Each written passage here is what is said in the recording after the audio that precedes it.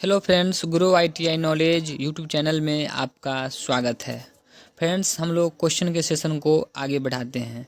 तो पहला क्वेश्चन है, फाइल के किस भाग को छोड़कर हार्ड एवं टेम्पर किया जाता है। फ्रेंड्स, इसका सही आंसर हो जाएगा टैंग, यानी टैंग को छोड़कर बाद बाकी पूरे भाग को हम लोग हार्ड और टेम्पर कर देते हैं। वैसे फाइल एक multi point hand cutting tool है जो हाई कार्बन स्टील का बना होता है। इसके मुख्य भाग में टैंग हो गया, फेरूल हो गया, फेस हो गया, शोल्डर हो गया, तो ये सब इसके मुख्य भाग हो गए। नेक्स्ट क्वेश्चन है, कार्बन स्टील के ऊपरी सतह को कठोर करने की प्रक्रिया क्या कहलाती है। फ्रेंड्स, इसका सही आंसर केज हार्डनिंग होगा।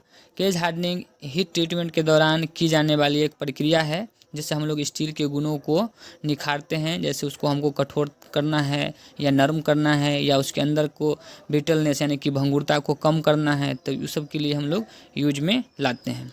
नेक्स्ट क्वेश्चन है, लेथ बेड को घिसने से बचाने के लिए कौन सी विधि का प्रयोग किया जाता है। तो इसका सही आंसर फ्लेम हार्डनिंग हो जाएगा। फ्रेंड्स, लेथ मशीन पे जब कार्य होता है तो उसमें जैसे कैरियज होता है, तो कैरियज जो है सो बार बार बेड पे स्लाइड करता है। तो बार बार स्लाइड करने की वजह से लेथ बेड जल्दी घिसे नहीं, तो उसके लिए हम लोग क्या कर देते हैं, फ्लेम हार्डनिंग कर देते हैं। फ्लेम हार्डनिंग भी हीट ट्रीटमेंट के दौरान की जाने वाली एक प्रक्रिया है। नेक्स्ट क्वेश्चन है, हैंड ड्रिलिंग मशीन में उपयोगी गियर किस प्रकार के होते हैं। फ्रेंड्स, हैंड ड्रिलिंग मशीन में उपयोगी गियर जो होते हैं वो बेवेल गियर होते हैं। नेक्स्ट क्वेश्चन है, लेथ मशीन के स्पिंडल में किस प्रकार की थ्रेड कटी होती है।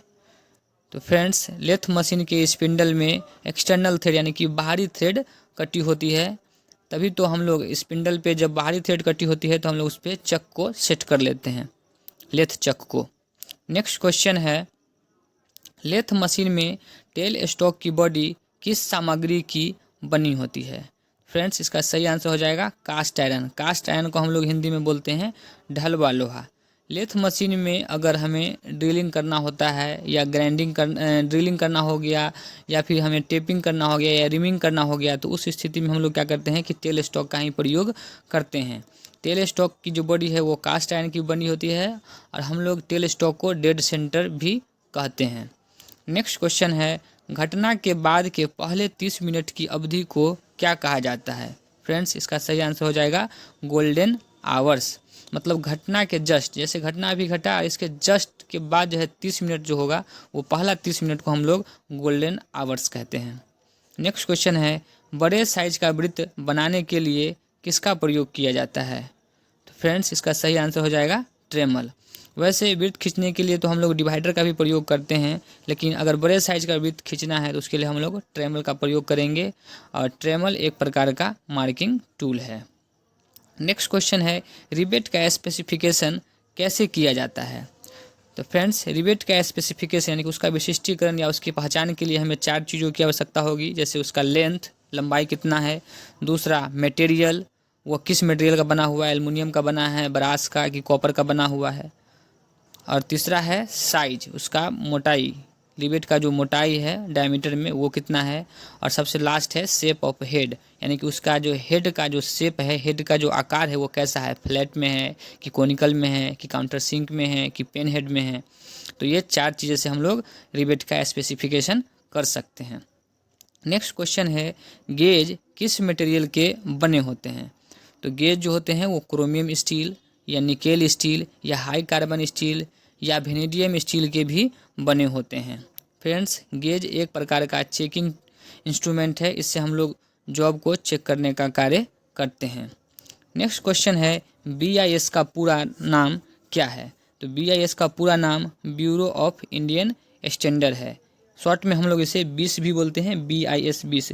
यह राष्ट्रीय स्तर पर मानकों के निर्धारण के लिए एक संस्था है। पहले इसे हम लोग ISI यानी कि भारतीय मानक संस्थान के नाम से जानते थे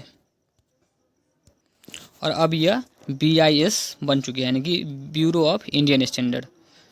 नेक्स्ट क्वेश्चन है, पुराने कट में नया ब्लेड का प्रयोग क्यों नहीं करना चाहिए। तो फ्रेंड्स, इसका सही आंसर होगा क्योंकि कटिंग करते समय दांतों को क्लियरेंस नहीं मिलता है।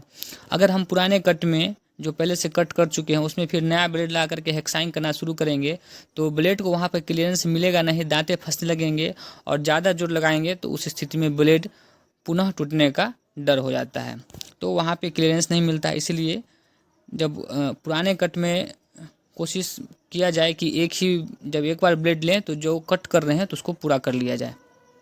नेक्स्ट क्वेश्चन है, हैमर किस मटेरियल के बने होते हैं? तो फ्रेंड्स इसका सही आंसर हो जाएगा कास्ट स्टील या फोर्ज करके कार्बन स्टील या मीडियम कार्बन स्टील। यहाँ पे फोर्ज करके भी कास्ट कार्बन स्टील बनाया जाता है।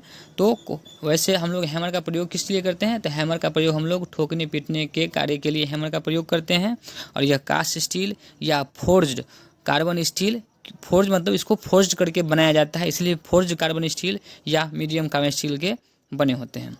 नेक्स्ट क्वेश्चन है, बेंच बाइस के स्पिंडल के ऊपर कौन सा थ्रेड कटा होता है? तो बेंच बाइस के स्पिंडल के ऊपर स्क्वायर थ्रेड कटा होता है। और बेंच बाइस पे हम लोग क्या करते हैं कि बेंच बाइस एक प्रकार का होल्डिंग डिवाइस है जो आपको पकड़ने का कार्य करता है। तो इसके स्पिंडल पे जो थ्रेड कटे होते हैं उसे हम लोग स्क्वायर थ्रेड बोलते हैं। नेक्स्ट क्वेश्चन है, हाई कार्बन स्टील में कार्बन की मात्रा कितनी होती है? तो हाई कार्बन स्टील में कार्बन की मात्रा होगी 0.60% से 1.50% तक होती है। फ्रेंड्स हाई कार्बन स्टील से हम लोग बहुत सारा कटिंग टूल का प्रयोग करते हैं, जैसे फाइल हो गया, स्क्रैपर हो गया, हेक्सा ब्लेड हो गया, चीजल हो गया। तो बहुत सारे कार्बन स्टील का प्रयोग हम लोग करते हैं जिसमें कार्बन की मात्रा कितनी होगी 0.60% से 1.50% तक होती है। फ्रेंड्स वीडियो अच्छी लगी हो तो लाइक करें, सब्सक्राइब करें। मिलते हैं अगले वीडियो में, तब तक के लिए जय हिंद, वंदे मातरम।